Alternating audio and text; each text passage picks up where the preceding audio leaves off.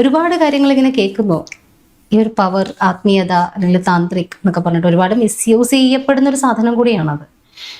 Power അറിയുന്ന യഥാർത്ഥ power hold ചെയ്യുന്നവരാരും misuse ചെയ്യില്ല. ഇപ്പം തന്നെ ഇവിടെ തന്ത്രത്തിന്റെ പേര് പറഞ്ഞ് ഏറ്റവും കൂടുതൽ പ്രോസ്റ്റിറ്റ്യൂഷൻ നടക്കുന്ന ഒരു സ്റ്റേറ്റാണ്.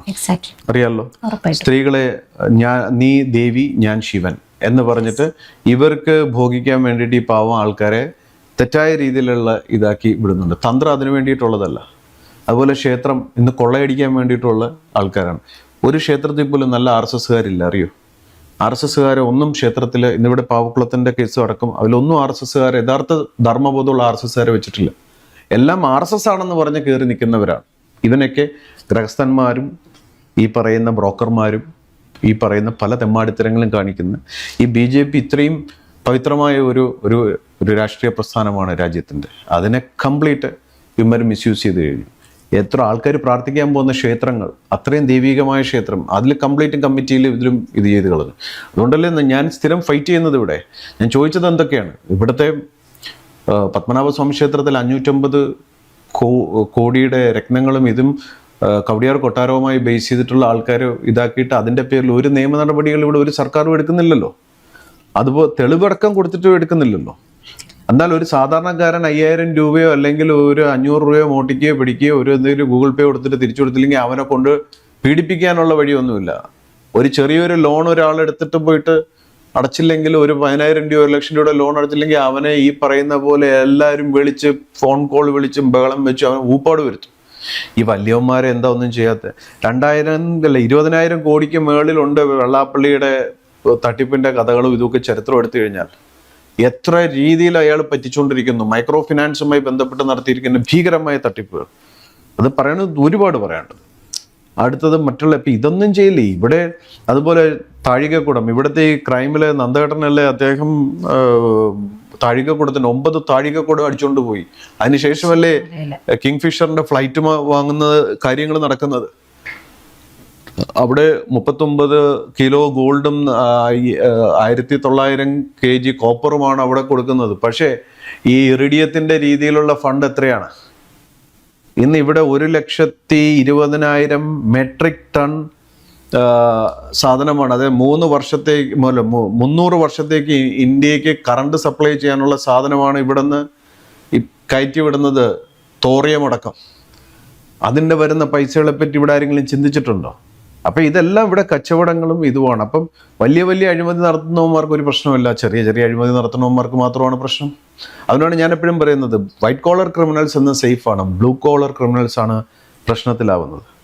ഈ 9 താഴികക്കുടങ്ങളിലേക്ക് വരുമ്പോൾ ശബരിമല ഒരുപാട് വിവാദമായ ഒരു കാര്യമാണ്. ഇപ്പൊ അയോധ്യയിലെ കാര്യങ്ങൾ രാമക്ഷേത്രത്തിലെ വിഷയമായിക്കൊണ്ടിരിക്കുന്നു. ഇനി അറ്റത്തേക്ക് വന്നു കഴിഞ്ഞാൽ കഴിഞ്ഞ BJP സ്ഥാനാർത്ഥിയായിരുന്ന പഞ്ചായത്തോ ഇലക്ഷനോ മറ്റേ സ്ഥാനാർത്ഥിയായിരുന്ന ഒരു സ്ത്രീ, അവര് പാലക്കാട് ഒരു ഭണ്ണാരം കുത്തി തുറന്നു എന്ന് പറയുന്ന കേസിലെ പ്രതിയാണ് എന്ന് പറയുന്നു. അത്തരത്തിൽ ചെറുതും വലുതുമായിട്ടുള്ള ഒരുപാട് കൊള്ളകൾ കണ്ടുകൊണ്ടിരിക്കുകയാണ്. ഇപ്പം സ്വാമി പറഞ്ഞതുപോലെ ഇറിഡിയം എന്ന് പറയുന്നതിലേക്ക് പോകുമ്പോൾ ഒരുപാട് കഥകളിലേക്ക് അത് വഴിമാറുന്നുണ്ട്. ഇറിഡിയം ഒരു പ്രത്യേക അനുപാതത്തിൽ ഇടിമിന്നലേൽക്കുമ്പോൾ അത് മറ്റൊരു പവറായിട്ട് മാറും എന്ന രീതിയിലേക്കും വരുന്നുണ്ട്. അപ്പം അത്തരം നമ്മൾക്ക് അറിയാത്ത അല്ലെങ്കിൽ മനുഷ്യ ബുദ്ധിക്ക് അറിയാത്തതിനപ്പുറത്തേക്ക് കാര്യങ്ങളുണ്ട്. അപ്പം ഇതൊക്കെ വെച്ച് കച്ചവടം ചെയ്യുന്ന വലിയ വലിയ അവന്മാർ സേഫായിട്ടിരിക്കുന്ന ഈ സ്ഥലത്ത് ശബരിമലയിലെ കുറച്ച് കാര്യങ്ങൾ നമുക്ക് പുറത്ത് വന്നു, മൊത്തം ഒന്നും വരത്തുമില്ല. അതായത് ഇന്ന് വരും എന്നുള്ളതിൽ എനിക്ക് യാതൊരു വിധ ഉറപ്പുമില്ല.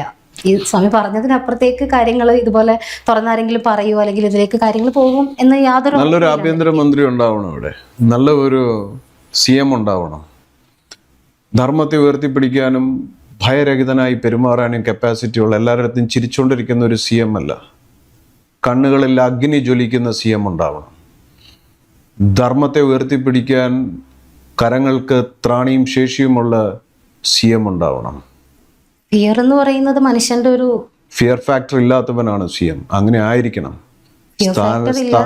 എന്ന് പറയുന്നത് പോസിബിൾ ആയിട്ടുള്ള ഒരു കാര്യമാണ്. മനുഷ്യനല്ലേ CM ആയിട്ട് വരുന്നത്. മനുഷ്യന്റെ അപ്പുറത്തൊരു തലമുണ്ട്. രാജാക്കന്മാർ, ധർമ്മം പാലിച്ച് ധർമ്മം സ്ഥാപിച്ച രാജാക്കന്മാർ എങ്ങനെയായിരുന്നു യുദ്ധം ചെയ്തിരുന്നത്? ഇന്ന് ഇവിടെ പോലീസുകാരെ ഫ്രണ്ട് നിർത്തിയിട്ട് യുദ്ധം ചെയ്യുന്നവരാണ്, പോലീസിനെ വെച്ചിട്ട് ബലി കൊടുക്കുന്നവരും മാധ്യമങ്ങളുടെ PR വർക്കിൽ വന്നിരിക്കുന്ന CM-മാരെയും മാത്രമല്ലേ കണ്ടിട്ടുള്ളൂ. ഒരു സംഘടനയുടെയും പിൻബലമില്ലാതെ ഒറ്റയ്ക്ക് ഫൈറ്റ് ചെയ്ത് കാണിച്ചു കൊടുക്കാൻ ആർക്കെങ്കിലും ഇവിടെ സാധിച്ചിട്ടുണ്ടോ? അത്തരത്തിലൊരു ഫിയർ ഫാക്ടർ ഇല്ലാണ്ടിരിക്കണമെങ്കിലും മോദിയെ പോലെ മോദിക്ക് ബാച്ചിലർ ആയിരിക്കണം. ബാച്ചിലർ ആയിരിക്കണം എന്ന് മാത്രമല്ല, മോദിയുടെ കേസിൽ കുടുംബം എന്ന് പറയുന്നത് വരുമ്പോൾ ഉറപ്പായിട്ടും നമുക്ക് നമ്മളുടെ ജീവനേക്കാളും വില കൊടുക്കും നമ്മള് മക്കളുണ്ടെങ്കിൽ. കൂടെ ഉള്ളവരുടെ മോദിക്കും ലിമിറ്റഡ് ഇതിലേക്ക് മാറിയിരിക്കുകയാണ്. മോദിയിലായിരുന്നു വലിയ പ്രതീക്ഷ. അദ്ദേഹത്തിന് കുടുംബമില്ല, ഇതൊക്കെ ശരിയാണ്. പക്ഷേ മോദി ഇത്രയും സ്ട്രോങ് ആയിരുന്നു. ഞാൻ പോലും മോദിയെ ഈ കഴിഞ്ഞ ഇലക്ഷന് മോദിയെ സപ്പോർട്ട് ചെയ്തത് എൻ്റെ ടീമാണ്, നമ്മുടെ ഗ്രൂപ്പാണ്, നമ്മുടെ സന്യാസികളാണ്. ഞാൻ ഡയറക്റ്റായിട്ട് ഇറങ്ങി റോഡ് ഷോ വരെ മോദിക്ക് വേണ്ടി നടത്തിയിട്ടുണ്ട്. ഇന്ത്യ ഹിസ്റ്ററിയിൽ തന്നെ അതുണ്ട്. ഇപ്പോഴും മോദിയെ ഞാൻ സപ്പോർട്ട് ചെയ്യുന്നുണ്ട്. പക്ഷേ ഈ മോദിയുടെ മുന്നിൽ വെച്ച് തന്നെയല്ലേ ഏറ്റവും വലിയ കള്ളനായ വെള്ളാപ്പള്ളിക്ക് പത്മ അവാർഡ് കൊടുക്കുന്നത്. അപ്പോൾ തെറ്റ് കണ്ടാൽ മോദിയെ തിരുത്താൻ കഴിയുന്ന ഒരു സംഘടനയും ഒരു ശക്തിയുടെയും ഭാഗമാണ് ഈ ഭദ്രാനന്ദ്. ഇവിടെ ബാക്കിയുള്ളവർ തൊഴുതുകൊണ്ട് നിൽക്കുന്നു, നമുക്ക് തൊഴുതുകൊണ്ട് നിൽക്കേണ്ട ആവശ്യമില്ല. മോദിയും ആ ഫിയർ ഫാക്ടറിന് അടിമയായി എന്നാണോ പറയുന്നത്? എല്ലാവർക്കും ഒരു ലൈൻ കഴിഞ്ഞാൽ ചിലത് ഫിയർ ആവും, ചിലത് പൊസിഷൻ പോകുമെന്നുള്ള പേടി വരും, ചിലത് പല രീതിയിലും കോംപ്രമൈസിങ് പാർട്ടിലേക്ക് വരും. അല്ലേ, വെള്ളാപ്പള്ളിയെ പോലെ ഒരാൾക്ക് മോദിയെ ഭയപ്പെടുത്താനുള്ള വെള്ളാപ്പള്ളിനെ ഭയപ്പെടുത്തണ്ട. വെള്ളാപ്പള്ളി അല്ല, മോദിക്ക് വെള്ളാപ്പള്ളിനെ പേടിയില്ല. പക്ഷേ ഇവിടെ ഉള്ളവർ മോദിയെ പറ്റിപ്പിച്ചു, തെറ്റിദ്ധരിപ്പിച്ചു. പക്ഷേ മോദിക്ക് ഭയമുള്ള വേറെ കുറേ കാര്യങ്ങൾ ഇപ്പോൾ ഉണ്ട്. കാരണം മോദിയുടെ പഴയ സാധനാ രീതിയിൽ നിന്നും മോദിക്ക് മാറേണ്ടി വന്നു. മോദി ഏറ്റവും കൂടുതൽ ഓറ ഇതുമായി ബന്ധപ്പെട്ടും സൂക്ഷ്മക്രിയയും ചെയ്തുകൊണ്ടിരുന്ന ആളാണ്. അതിൽ നിന്നും മോദിക്കുണ്ടായ വ്യതിചലനം അത് ഒരുപാട് ബുദ്ധിമുട്ടുകൾ ഉണ്ടായിക്കൊണ്ടിരിക്കുകയാണ്. പിന്നെ പേടിക്കാൻ പലർക്കും പല സോഴ്സുകളുണ്ട് പേടിക്കാൻ. കൂടെ ഉള്ളവരെ പേടിക്കേണ്ടി വരും, ചിലപ്പോൾ കൂടെ ഉള്ളവരെ തന്നെ പേടിക്കേണ്ടി വരും. ഇപ്പം എൻ്റെ കേസ് തന്നെ എടുക്കൂ. എനിക്കിവിടെ ഭൂതത്തിനെയോ പ്രേതത്തിനെയോ ഇവിടുത്തെ ക്രിമിനൽസിനെയോ ഒന്നും പേടിയില്ല, പേടിക്കേണ്ട ആവശ്യമില്ല. കാരണം എന്നെ ഞാനാക്കിയത് എൻ്റെ ഈ പറയുന്ന പോലെ യൂസ്ലെസ്സുകളായിട്ടുള്ള സുഹൃത്തുക്കളല്ല, ശക്തരായ ശത്രുക്കളായിരുന്നു. ഇന്നെനിക്ക് നല്ല സുഹൃത്തുക്കളുണ്ട്, പക്ഷെ എനിക്ക് കുറേ യൂസ്ലെസ്സായിട്ടുള്ള സുഹൃത്തുക്കളുണ്ടായിരുന്നു, ഒരു ഗുണമില്ല. എന്നിട്ടല്ല സ്വാമി അത് പറ, സ്വാമി ഇത് പറ, ഒരാവശ്യം വന്ന സപ്പോർട്ട് പോലും ചെയ്യാത്ത ആൾക്കാർ. അവരല്ല ഞാനാക്കിയത്. എന്നെ അത്രയും ശക്തരായ എൻ്റെ ശത്രുക്കളായിരുന്നു. പിന്നെ എന്നെ സംരക്ഷിക്കുന്നത് ഇതാരുമല്ല, മേളുന്നൊരു ശക്തി. ഞാൻ ബാംഗ്ലൂരിൽ നിന്ന് ഹിമാലയത്തിൽ പോയി, അവിടുന്ന് ഞാൻ ദീക്ഷയെല്ലാം കഴിഞ്ഞ് തിരിച്ച് കിട്ടിയിട്ട് ഞാൻ ഇവിടെ വരുമ്പോൾ എൻ്റെ ഗുരു എന്നോട് പറഞ്ഞൊരു വാക്കേ ഉള്ളൂ, നീ പോകുന്നത് കേരളത്തിലേക്കാണ്. ഇന്ത്യക്ക് 4 ശത്രു കവാടങ്ങളാണുള്ളത്. 1 ചൈന, 2 ബംഗ്ലാദേശ്, 3 പാകിസ്ഥാൻ, 4 നിൻ്റെ നാട്. അവിടെ നിന്നെ തകർക്കാൻ വേണ്ടി ഒരുപാട് ശക്തികൾ അവിടെ ഉണ്ടാവും. പക്ഷെ നിന്നെ വിട്ടത് ഋഷിവര്യന്മാരായതുകൊണ്ട് ദേവതകൾ മനുഷ്യരൂപത്തിൽ വന്ന് നിന്നെ സംരക്ഷിക്കാനുണ്ടാവും. അങ്ങനെ വന്ന കുറേ ആൾക്കാരാണ് എൻ്റെ ശക്തി സ്രോതസ്. അവരെൻ്റെ കൂടെ ഉണ്ട്, അവരെല്ലാ മേഖലകളിലുമുണ്ട്. അവർക്കറിയാം ഞാൻ എന്ത് ചെയ്യുന്നു എന്ന്, അവരെന്നെ മോണിറ്റർ ചെയ്യുന്നു. ഞാൻ അൾട്ടിമേറ്റ് അല്ല, എൻ്റെ മേളിലൊരു ശക്തിയുണ്ട്. താങ്കൾക്ക് ഈ പറയുന്ന ഫിയർ ഫാക്ടർ ഉള്ള ആളാണോ ഇല്ലാത്ത ആളാണോ? ആരെങ്കിലും ഭയമുണ്ടോ? എനിക്ക് ഏറ്റവും വലിയ ഭയം എന്നെ തന്നെയാണ്. ഞാൻ അടുത്ത് എന്ത് ചെയ്യുമെന്ന് എനിക്ക് പോലും അറിയില്ല. കാരണം കുറേ കഫവും മലവും മൂത്രവും പേശികളുമായിട്ട് കെട്ടിവെച്ചിരിക്കുന്ന ഒരു മാംസപിണ്ഡം ആണ് നമ്മുടെ ശരീരം. ആ ശരീരം ഇന്നല്ലെങ്കിൽ നാളെ പോകുമെന്നുള്ളൊരു ബോധം എനിക്കുണ്ട്. എന്നെ വിട്ടിരിക്കുന്നത് ഈ എല്ലായിടത്തുനിന്നും ശരി, വലിയ കടവിലടിയാത്തത് ചെറിയ കടവിലടിയൊന്നുമില്ലേ. ഒരുപാട് പേർക്ക് വേദന ഉണ്ടാക്കി മുന്നോട്ട് പോകുന്നവർ, ആ വേദന അനുഭവിച്ചവർ, ആ വേദന പങ്കുവയ്ക്കാൻ ആരുടെടുത്തെങ്കിലും ഒരിടത്ത് എത്തിച്ചേരണ്ടേ. അപ്പോൾ ഇതുപോലെ ഫിയർ ഇല്ലാത്ത ഒരാൾ CM ആയിട്ടും ആഭ്യന്തരമന്ത്രിയായിട്ടും വരണം എന്ന് പറയുമ്പോൾ അത്തരത്തിലൊരു മനുഷ്യജന്മം ഉണ്ടോ ശരിക്കും? അങ്ങനെ ഇല്ല എന്നാണ് ഉത്തരമെങ്കിൽ നമുക്ക് ഒരിക്കലും നന്നാവാൻ പറ്റില്ല, ഒരിക്കലും നമ്മുടെ നാട് നന്നാവില്ലല്ലോ. അത്തരത്തിലൊരു CM ആഭ്യന്തരമന്ത്രിയോ വന്നാൽ മാത്രമേ നമ്മുടെ നാട് നന്നാവുള്ളൂ എന്ന് താങ്കൾ പറയുന്നു.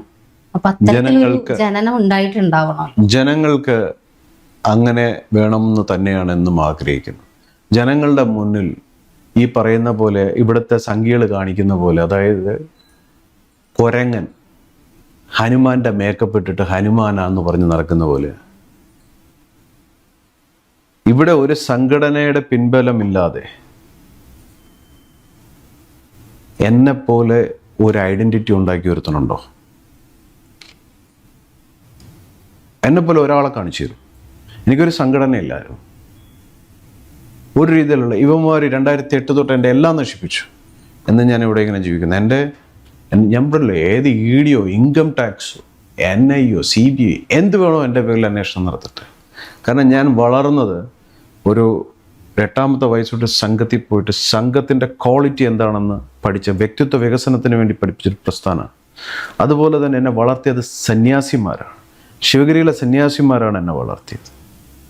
പിന്നെ എൻ്റെ ലൈഫുകളെല്ലാം ഞാൻ എത്തിപ്പെട്ടത് പോലും ഹിമാലയത്തിലാണ്. അവിടെ നിന്ന് എന്നെ ഒരു അസൈൻമെൻറ്റിൽ ഇങ്ങോട്ട് വിടണമെങ്കിൽ ഞാൻ അനുഭവിച്ചതുപോലെ അത്രയും ആരും അനുഭവിച്ചിട്ടുണ്ടാവില്ല. ഇവിടെ ഈ കാണിക്കുന്ന എല്ലാ അഭ്യാസം കാണിക്കുന്ന നേതാക്കന്മാർ അവരുടെ സംഘടനയിൽ നിന്ന് മാറി നിന്ന് നോക്കട്ടെ, അവരുടെ അഡ്രസ്സ് എന്തായിരിക്കും? അവർ വിളിച്ചാൽ ആര് കേൾക്കാനാ? അവർ പറയുന്നത് ആര് കേൾക്കാൻ? ഈ മാസ് എല്ലാം കാണിക്കുന്നത് ഒന്നീ കോൺഗ്രസിൻ്റെയോ BJPയുടെയോ കമ്മ്യൂണിസ്റ്റിൻ്റെയോ പേരിലാണ്, അല്ലെങ്കിൽ ഒരു NSSൻ്റെയോ SNDPയുടെയോ പേരിലാണ്, അല്ലേ? ഇനി സിനിമാക്കാരനായതുകൊണ്ട് അങ്ങനെ ഒരു സെലിബ്രിറ്റി കിട്ടിയത്. ഞാൻ സിനിമാക്കാരൻ പോലും. സോ എന്നെ ഇവിടെ വിട്ടിട്ടുണ്ടെങ്കിൽ അതൊരു ശക്തിക്ക് എന്തോ ചെയ്ത് തീർക്കാനുണ്ട്. ആ ശക്തി പറയുന്നിടത്തോളം സമയം എനിക്കിവിടെ ജീവിച്ചിരുന്നേ പറ്റുള്ളൂ. ശത്രുക്കളോടുള്ള പകയിൽ കെട്ടിപ്പടുത്ത സാമ്രാജ്യം. ഈ മോദിയുടെ കാര്യം പറഞ്ഞതുപോലെ ഒരുപാട് വേട്ടയാടി ആ പാവത്തിന്. ആ വേട്ടയാടൽ ഇന്നിവിടെ എത്തി. ഇതൊരു രസമാണ്.